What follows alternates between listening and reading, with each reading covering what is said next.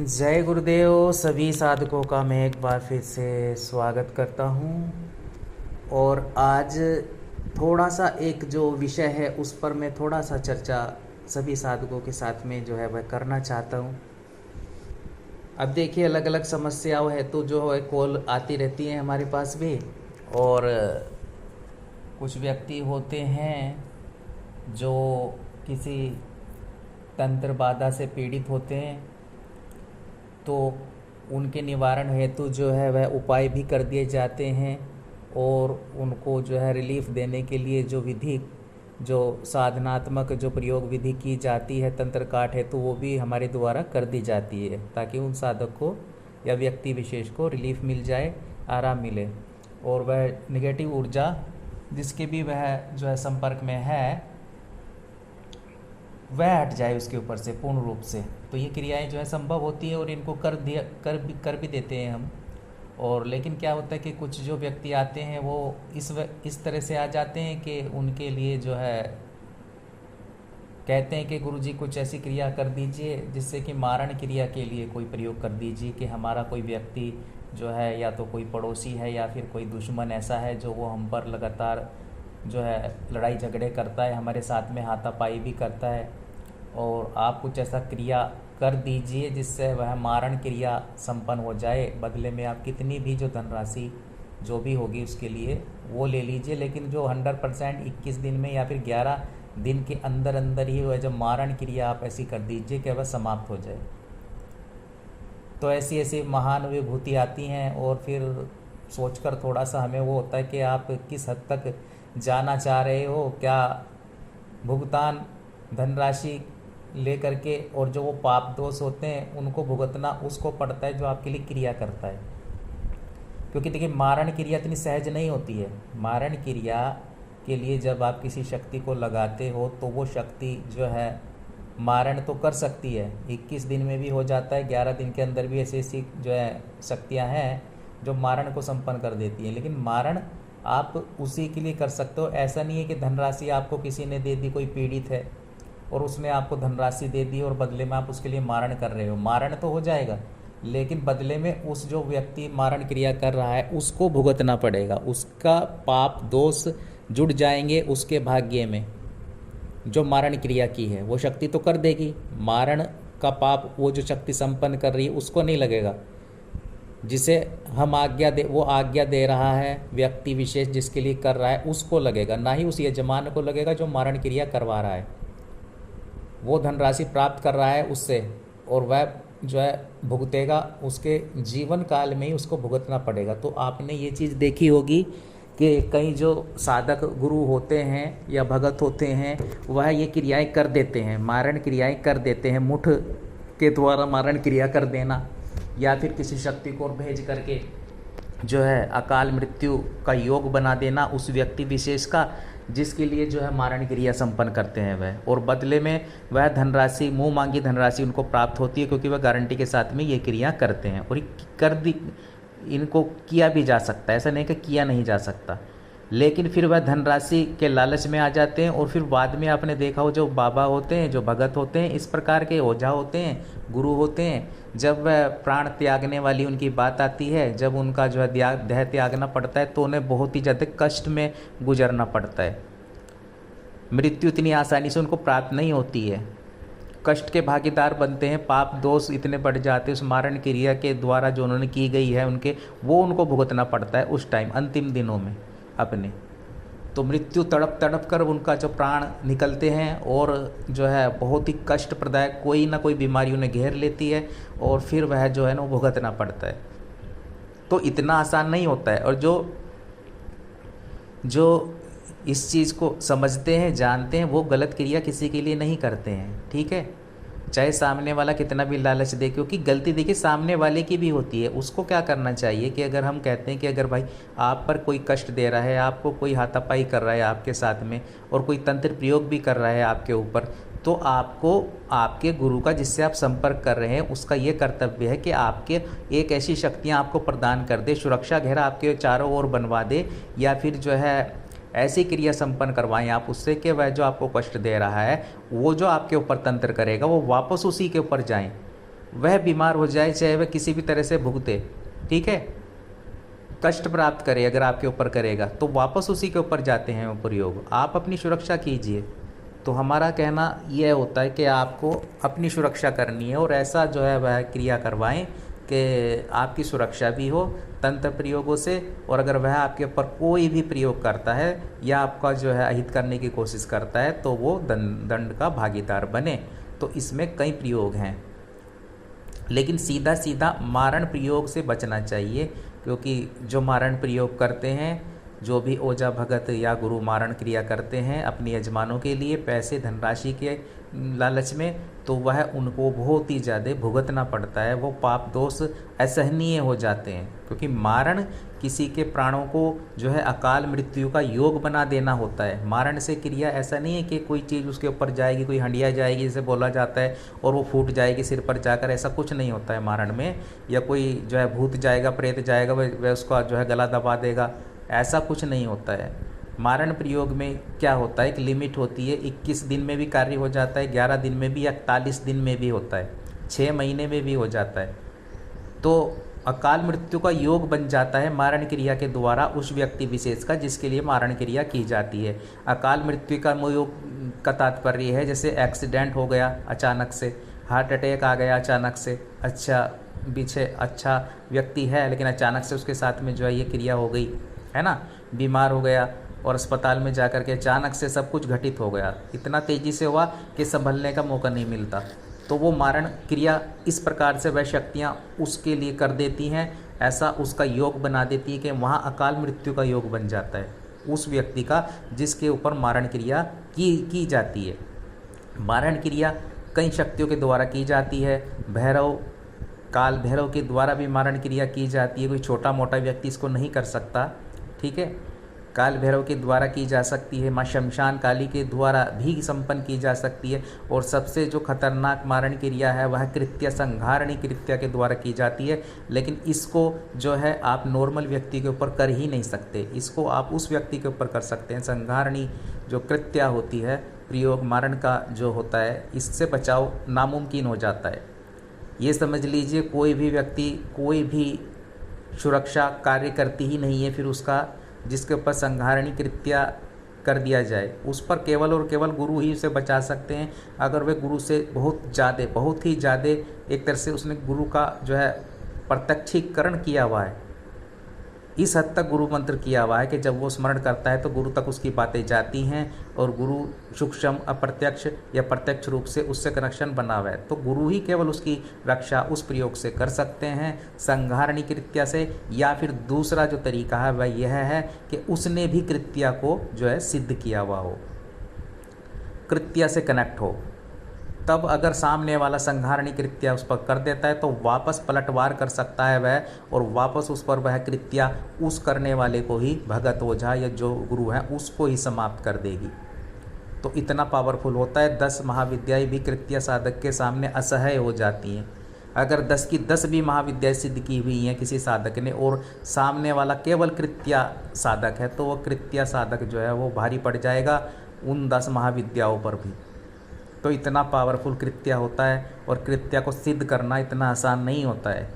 यह बहुत ही ज़्यादा जान जोखिम पर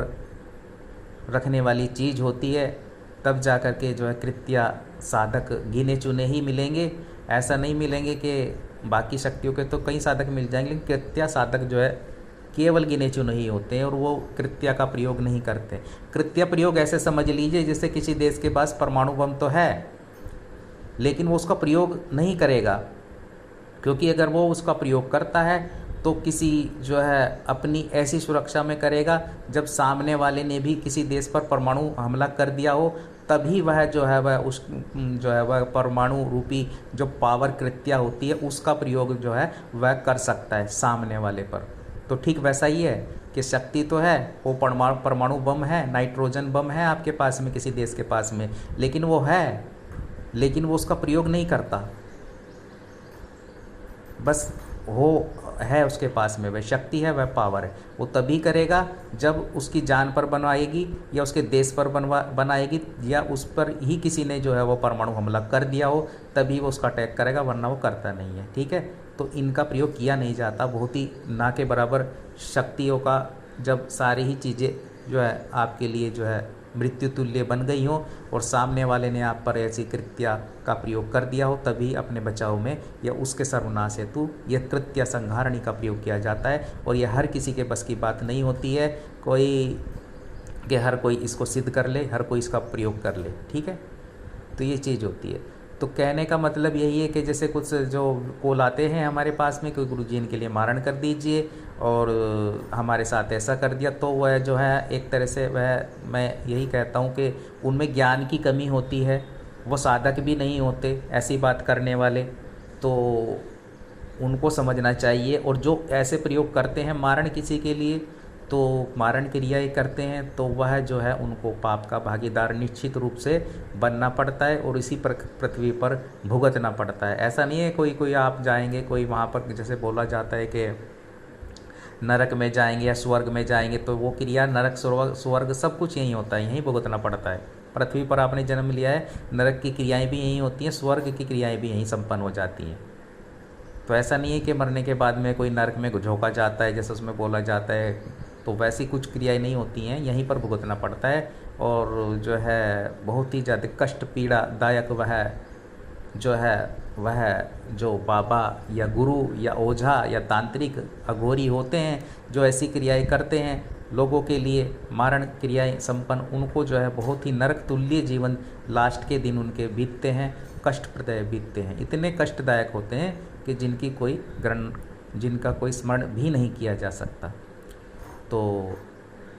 कहने का तात्पर्य मेरा यही है कि आप सक्षम साधक बने। पहले तो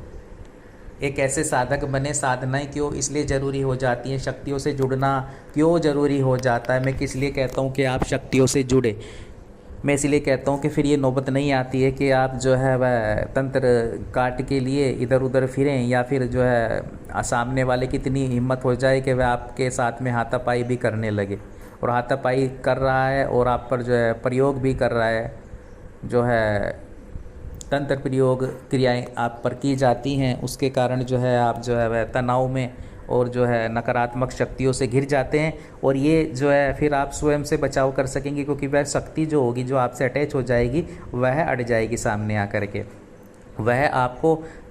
सुरक्षा भी देगी और आपको किसी न किसी माध्यम से अवगत भी कराती रहेगी कि आपको अपने बचाव में यह साधना संपन्न करनी है या यह प्रयोग संपन्न करना पड़ेगा, आपको अपना बचाव भी करना पड़ेगा और अपनी जो फैमिली है, जो परिवार है, उसकी भी सुरक्षा लेकर के साथ साथ चलना जो है वह पड़ेगा। तो मैं यही इसलिए कहता हूँ कि जो है आप इधर उधर दरबारों में भागने से अच्छा है और ये क्रियाएं करवाने से अच्छा है कि जो है आप प्रॉपर इसका जो इलाज, जो प्रॉपर जो इसका विधान है वह एक वही है कि चलो इमरजेंसी में तो किया जा सकता है ना, कि आप पर तंत्र प्रयोग किया गया है और आप सक्षम नहीं हैं, मारण क्रियाएं आप पर की गई हैं, तो उनके इलाज जो है तो जो प्रयोग जो विधान तंत्र काट है वो तो करवानी अनिवार्य होती है क्योंकि आप सक्षम नहीं हैं। लेकिन मेरा कहने का मतलब यही है कि किसी को मारण क्रियाएँ आप संपन्न ना करवाएं किसी से, मारण क्रिया की जगह जो है आप उसको दंड का भागीदार वह व्यक्ति बने, बड़े से बड़ा आपका दुश्मन है जो है मरण तुल्य ही, जो उसको एक तरह से जो है शक्तियाँ छोड़ती नहीं है, वही उसको दंड मिलते हैं। लेकिन अगर आप संकल्प में ये जो क्रियाएं करवाएंगे और वह व्यक्ति आपके लिए करेगा, संकल्प लेकर के करना पड़ता है कि ये इतने दिन में जो है मृत्यु को प्राप्त हो, और जो है मारण क्रिया जो है जो बोला जाता है संकल्प में वो जो है तो बहुत ही ज़्यादा खतरनाक हो जाता है उस व्यक्ति के लिए जो संपन्न करता है, क्योंकि पाप का भागीदार वो इसलिए बनता है क्योंकि धनराशि वो ले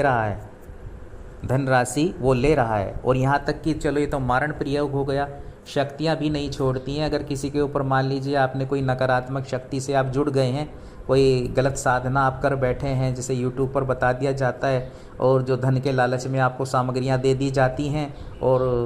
किसी भी यक्षिणी से संबंधित अप्सराओं में भी अब तो ये खेल खेला जा रहा है। मैं कई यूट्यूब पर देखता हूँ उनको गलत जो विधान दे दिया जाता है और वो अप्सराएं साधना या अन्य साधनाएँ भी करने बैठ जाते हैं प्रत्यक्षीकरण के लालच में आकर के, और गलत विधान के द्वारा वह साधना संपन्न करने लगते हैं। तो फिर कई केस हमारे पास भी हैं जो हमारे पास आते हैं, अप्सरा से संबंधित भी आए हैं, यक्षिणी से संबंधित भी आते रहते हैं। 4 से 5 केस तो आते ही रहते हैं हफ्ते में हमारे पास में, यक्षिणी और अप्सरा से संबंधित ही सबसे ज़्यादा आते हैं, और सबसे ज़्यादा तो यक्षिणी से संबंधित आते हैं। तो फिर उनको हटाना भी पड़ता है ना, जो शक्तियाँ लगानी पड़ती हैं उस व्यक्ति विशेष से, उन यक्षिणियों को हटाने में जो है वह मेहनत करनी पड़ती है। और बाद में जो यक्षिणियाँ होती हैं, जब हम उनका कार्य संपन्न करते हैं तो वह जो उनसे संबंधित जो समसानिक यक्षिणियाँ या नेगेटिव शक्तियाँ होती हैं वो हमारे पास आती हैं और हमको कहती हैं कि तुम ये बीच में क्यों बढ़ रहे हो, तुम्हें जो है या तो हमको स्थान देना पड़ेगा, वरना जो है हमने तो इन्हें पति रूप में स्वीकार कर लिया है। वह साफ साफ ऐसा कहती हैं कि ये हमारे स्वामी हैं, हमने इन पे जो है पति रूप में इनको स्वीकार किया है कि आप बीच में क्यों बढ़ रहे हो, या तो आप बीच से हट जाइए, नहीं तो आप भी जो है दंड के भागीदार बनेंगे। वो साफ साफ ऐसा बोलती हैं, अपनी तरफ से अटैक भी करने की कोशिश करती हैं। अब ये देख लीजिए, सामान्य व्यक्ति जब हम मारण प्रयोग किसी व्यक्ति विशेष के लिए करेंगे तो क्या फिर पाप कितने जो है हमको झेलना पड़ेगा। ठीक है, तो वो आती हैं तो वो अलग क्रिया हो गई कि उनको शक्ति द्वारा जो है समझा करके हटाया जाता है, शक्ति लगाई जाती है, फिर उनको जो है शमशान में ही जगह दे दी जाती है, क्योंकि उनको जगह देनी पड़ती है। ऐसा नहीं है कि आप किसी के लिए ना समझ तरीके से तंत्र काट कर दो किसी की बस नाम पर, और भाई वह शक्ति जाएगी कहाँ। वो तो अपना स्थान मांगती है ना, कि आप हटा तो रहे हो उसको, तो और उग्र हो जाती है वो। अगर आप ये क्रिया करते हो, हटा देते हो, तो उसका और अहित कर सकती है और आपका भी कर सकती है, करने वाले को भी समाप्त भी कर सकती हैं, क्योंकि यक्षिणियाँ और शक्तियाँ होती हैं कनेक्ट होने के बाद में उस व्यक्ति विशेष को छोड़ती नहीं है। अगर हम गलत विधि के द्वारा इनको कर लेते हैं और गलत शक्ति को जो है आवाहन कर लेते हैं, जो आजकल का जो चल रहा है सिस्टम जो मैं देखता हूँ, तो उस आधार पर मैं बता रहा हूँ, तो फिर उनको शमशान में जो है जगह देनी पड़ती है, या किसी जो पुराना शिवालय होता है वहाँ जंगल में, तो उस जगह यक्षिणियों को जो जगह देनी पड़ती है, तब जा कर के वे उस व्यक्ति विशेष से हटती हैं और वह क्रिया भी संपन्न करनी पड़ती है जिसके द्वारा उसको हटाया जाता है। तो ये बहुत ही ज़्यादा एक बड़ी चीज़ है, महत्वपूर्ण चीज़ है,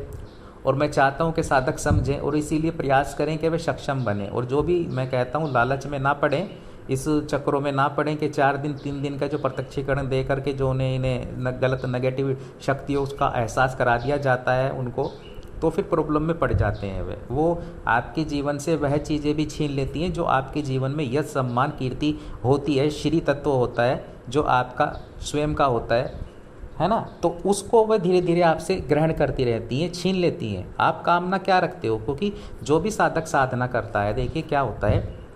केवल हमें साधनाओं को प्रत्यक्षीकरण से ही जोड़कर नहीं देखना चाहिए। आप सबसे बड़ी गलती क्या करते हैं साधक, बस प्रत्यक्ष हो जाए, बस प्रत्यक्ष, वो तो हो ही जाएगी कभी ना कभी भी, जैसे साधना काल में या टाइम पर जब आप पूर्ण विधि के द्वारा कर रहे हो। लेकिन उसका जो सबसे ज़्यादा बड़ा पॉजिटिव जो एक जो चीज़ होती है साधना की, अप्सरा यक्षिणी या योगिनी में जो होती है, वह होती है आपके जीवन में भौतिक पूर्णता हो, आपके जीवन में प्रेम तत्व हो, आपके नीरस जीवन में जो है एक जागृत चिंतन आ जाए, एक चेतना आ जाए, एक खुशी, एक हर पल एक उमंग ताजगी का एहसास हो। ठीक है ना, जो वृद्धावस्था की ओर जा रहे हैं आप, आपका जीवन लगातार तेज़ी से बढ़ रहा है, वो रुक जाए, उसमें ठहराव आ जाए।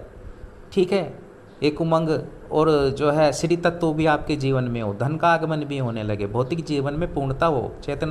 चेतना हो, तो वो सब चीज़ें ध्यान जाए आपका, साधनात्मक दृष्टि से आप आगे बढ़ें और भौतिक जीवन में भी आप पूर्णता प्राप्त करें। तो एक साधना, एक अप्सरा, एक योगिनी, एक यक्षिणी का ये कार्य होता है। अब अगर किसी निगेटिव शक्ति से जुड़ जाएंगे उनके नाम पर आप गलत क्रिया करके, गलत साधना करके, तो फिर ये सब कुछ छीनता चले जाता है, वो सब कुछ आपसे छीनने लगती हैं, और बाद में सब सोपन में आकर के ये सब क्रियाएं और काम क्रियाएं, ये सब चीज़ें आपकी ऊर्जा को भी ग्रहण करना वे लगातार शुरू कर देती हैं, और फिर आप जो है एक जो है सूखे पत्ते की तरह हो जाते हो, सब कुछ छीन जाता है एक टाइम पर। और ये क्रियाएं उन साधकों के साथ होती हैं जो गलत तरीके से साधनाएं संपन्न करते हैं और लगातार कर रहे हैं,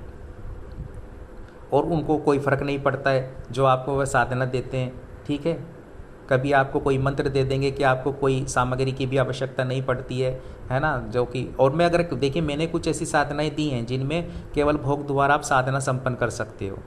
लेकिन उनमें भी गाइडलाइन की ज़रूरत पड़ती है। लेकिन मैं साफ कह देता हूँ कि ये साधना रिस्की हैं, इनमें जो है खतरा होता है, जो भोग द्वारा संपन्न, केवल मंत्र के द्वारा नहीं और केवल भोग द्वारा आप उनको संपन्न कर रहे हैं, जोड़ रहे हैं, तो एक ऐसी शक्ति होती है जो किन्हीं बंधनों में नहीं बनती, जो कब आपके पास आके खड़ी हो जाए। जैसे कुछ में देखिए क्या होता है, हर प्रकार की साधना देनी पड़ती है क्योंकि साधक अवगत हो सके। ये जरूरी नहीं है कि आप उस साधना को करो ही, कुछ साधनाएं ऐसी हैं जिनको आप जानकारी जिनकी प्राप्त कर सकते हो, और अगर सक्षम हैं, अगर किसी शक्ति से आप कनेक्ट हो चुके हैं, तो फिर इन ये जो भोग वाली का साधनाएं होती है जिनमें केवल भोग दे करके आप शक्ति से कनेक्ट हो सकते हो, जैसे जिन साधना मैंने दी है, तो मैं कह देता हूँ कि इनमें आपको जो है वह किसी शक्ति से कनेक्ट होना पड़ेगा, तब जाकर आप ये साधनाएं करें, वरना इस तरह की साधनाएं ना करें, जानकारी के तौर पर इनको लें। तो ये बताना आवश्यक होता है ताकि साधक कोई मुसीबत में ना पड़े। और सिद्धाश्रम मार्ग क्या है, जो भी इसमें बताया जाता है, जो भी साधना विधि इसमें बताई जाती है, वह पूर्ण रूप से प्रमाणित विधि दी जाती है। ये सुरक्षा का ध्यान रखा जाता है उस साधक का, उसको अवगत करा दिया जाता है कि आप ये साधना करेंगे तो इसमें क्या साइड इफ़ेक्ट हो सकते हैं, या फिर अगर पॉजिटिव ही है सब कुछ चीज़ें तो उसमें क्या क्या चीज़ें पॉजिटिव हैं। फिर साधक के ऊपर होता है कि वह साधना करना चाहता है या नहीं करना चाहता है, जब वह वास्तविकता से अवगत हो जाता है। इसमें हमारा कोई स्वार्थ नहीं है। जैसे और यूट्यूबर होते हैं, मैंने देखा है कि वे आपको एक ऐसी खतरनाक साधना को भी दे देते हैं, कई साधक यक्षिणियाँ दे देते हैं, कई कहते हैं कि जिन कर लो, तो उसमें आपको ये नहीं बताया जाता कि क्या निगेटिव चीज़ें क्या हैं, सब कुछ पॉजिटिव चीज़ें बताई जाती हैं आपको कि आप भाई जो है ये साधना संपन्न कर लीजिए, इतने दिन में हो जाएगी, कनेक्ट हो जाएगी, और फिर प्रॉब्लम में साधक पड़ जाता है। तो कोशिश करें कि जब आप कोई साधना करें तो उसमें यंत्र भी हो, माला भी हो, वह विधान भी हो, भोग वाला जो मैं कह रहा हूँ सब कुछ होना चाहिए प्रॉपर तरीके से। वह साधना जब संपन्न करेंगे तो उसमें निश्चित रूप से सफलता प्राप्त कर सकेंगे। खैर ये एक अलग विषय पर मैं आ गया, इस पर कभी और चर्चा करेंगे। और एक जो विषय लेकर के आया था वह यही था कि मारण प्रयोग कितना खतरनाक हो सकता है, करने वाले का जो है वह सर्वनाश कर देता है। जितने मारण करेगा उतना ही पाप प्राप्त करेगा, उतना ही कष्टप्रदय, उतनी ही कष्टदायक उसकी मृत्यु होगी उस भगत की, चाहे वो कितना भी बड़ा भगत है, कितनी भी बड़ी सिद्धियाँ प्राप्त की हुई हैं, उतना ही उसको भुगतना पड़ेगा जीवन में अपने। और ये इतना आसान नहीं होता है। तो इसलिए जो चेतना होती है, जो ज्ञानवान होते हैं, जो सक्षम गुरु होते हैं, जो वह ये मारण क्रियाएं संपन्न नहीं करते हैं, किसी व्यक्ति विशेष के अहित नहीं करते हैं, लेकिन वह इतना सक्षम बना देते हैं उस साधक को कि वह जो मारण क्रियाएं उसके ऊपर करेगा भी कोई, तो जो तंत्र प्रयोग करेगा भी, तो एक सुरक्षा चक्र चारों ओर उसके स्थापित हो जाएगा, तो जो है कोई शक्ति उसका हित नहीं कर सकती फिर, और वापस उसी के ऊपर जाएंगे वे क्रियाएं जो भी आपके ऊपर करेगा। तो वो स्थिति अपनी लाएं आप, वैसे आप साधक बने, ठीक है। तो ये बहुत ही ज़्यादा एक महत्वपूर्ण बात है जो मैं आपके बीच लेकर आया था, कि उम्मीद है कि आप समझेंगे और अपने आप को एक ऐसा प्रॉपर साधक बनाएंगे। मैं इसीलिए कहता हूँ कि सभी प्रकार की साधनाएं मैं देता हूँ यहाँ पर, और एक साधक को हर प्रकार की साधना आनी चाहिए, जैसे कि चाहे वह साबर विधि द्वारा हो, चाहे वह तामसिक विधि द्वारा हो, चाहे वह सात्विक विधि द्वारा हो, तो कि आप सक्षम बन पाएंगे। सभी प्रकार की कुछ ना कुछ क्रियाएं साधनाएं धारण करके रखें आप। जहाँ जिस चीज़ का शक्ति का इस्तेमाल करना पड़े वहाँ उस चीज़ का इस्तेमाल करना पड़ता है। मैं इसीलिए कहता हूँ केवल सात्विक साधनाएं करके आप तामसिक का मुकाबला नहीं कर पाएंगे। अगर सात्विक के ज़्यादा चक्कर में पड़ेंगे कि बस सात्विक ही करनी है, सात्विक ही करनी है, मैं नहीं करूँगा महाकाली को, मैं नहीं करूँगा शमशान काली को, मैं नहीं करूँगा छिन्न मस्तिका को, मैं नहीं करूँगा महाकाली को, अगर आप ऐसी, मैं नहीं करूँगा भैरव जी को, मैं केवल सात्विक साधनाएं करूँगा, फिर आप पे अगर किसी ने आप पर किसी ने मशानी प्रयोग कर दिया, मैं इसलिए कहता हूँ आप पर किसी ने भैरव प्रयोग कर दिया, आपको किसी ने आपके ऊपर जो है शमशान काली, आपके ऊपर किसी ने माता मदांदन का प्रयोग कर दिया, फिर आप कैसे बचोगे? फिर वे शक्ति आपकी कार्य नहीं करेगी। वहाँ पर वह इतनी गंदी शक्तियाँ कभी कभी साधक के ऊपर लगा दी जाती हैं कि वह साधक उनका मुकाबला करने के लिए अगर सात्विक शक्ति को भेजेगा तो वो वहाँ नहीं जाती हैं। फिर वो इतनी गंदी शक्तियाँ होती हैं कुछ कि वो सात्विक शक्तियाँ वहाँ प्रवेश ही नहीं करती हैं। वहाँ शमशान काली जा सकती है, वहाँ छिन्न मस्तिकाओं को छिन्न भिन्न कर सकती है, उनकी जो डाकनी शाकनी है वह हर जगह जा सकती है। शराब क्यों दी जाती है? ये भोग क्यों दिया जाता है? ये तब समझ में आपकी आता है जब वह शक्तियाँ वहाँ जाती हैं, उसको ग्रहण करके जाती हैं, वो वैसा ही बन के जाती हैं। वो उस क्रिया में जाने के लिए, उनके जो है बीच जाने के लिए उनको वही रूप धारण करना पड़ता है। वही माँ काली फिर भद्रकाली बन जाती है, उनको रूप धारण करना पड़ा। उन राक्षसों के संहार के लिए माता स्वयं गौरी बनकर नहीं जा सकती थी, वो सात्विक रूप था। माँ पार्वती बनकर नहीं जा सकती थी, वो सात्विक रूप था। फिर उनको वह उग्र रूप, वह शमशान काली का रूप धारण करना ही पड़ा। और वैसे ही साधक को धारण करना पड़ता है, वैसे ही उसको सभी प्रकार की जो है साधनाएं संपन्न करनी पड़ेंगी। मैं इसीलिए कहता हूँ कि तर्क वितर्क से अलग जैसा आप सोचते हो वैसा ज़िंदगी जो है वह साधक नहीं बन सकते आप।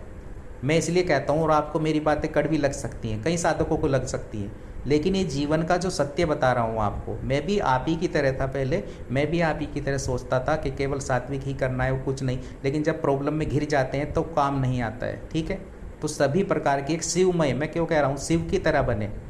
जो हर प्रकार के भूत प्रेत गण देवी देवता सब कुछ उनके साथ चलते हैं। तो वैसा ही आपको भी करना पड़ेगा। आपकी भी जो सहायता हो, सहायक बने